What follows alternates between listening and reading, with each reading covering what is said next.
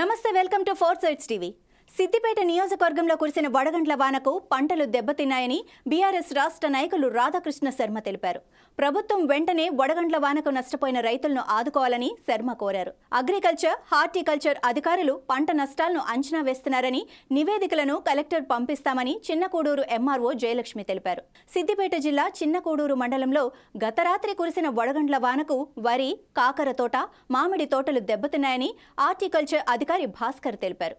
చిన్నకోడూరు మండలం చంద్లాపూర్ గ్రామానికి చెందిన రైతు దత్తాత్రి పందిరి సాగు విధానంలో 3 ఎకరాల్లో కాకర, బీరా తోట వడగండ్ల వానకు పూర్తిగా నష్టపోయాయన్నారు. చంద్లాపూర్ గ్రామం, నా పేరు దత్తాత్రి.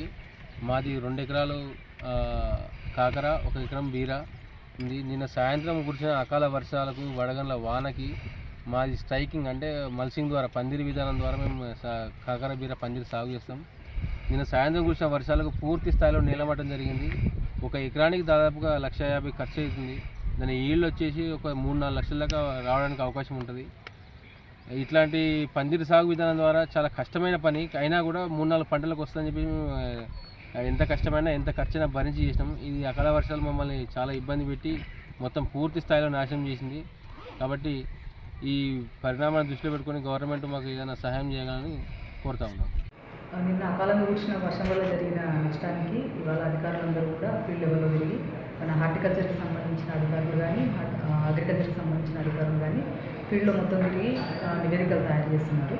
ఇవన్నీ కూడా క్షుణ్ణంగా పరిశీలించి ఏ ఒక్క రైతు కూడా అన్యాయం జరిగిన విధంగా అందరికీ కవర్ అయ్యే విధంగా నివేదికలు తయారు చేసి గౌరవ కలెక్టర్ గారికి నివేదికలు పంపిస్తాము. ఇటు విషయంలో రైతులు ఎవరు కూడా అధైర్యపడాల్సిన అవసరం లేదు. అందరికీ సంబంధించిన నివేదికలు తయారు చేసి కలెక్టర్ గారికి రిపోర్ట్ పంపిస్తాం.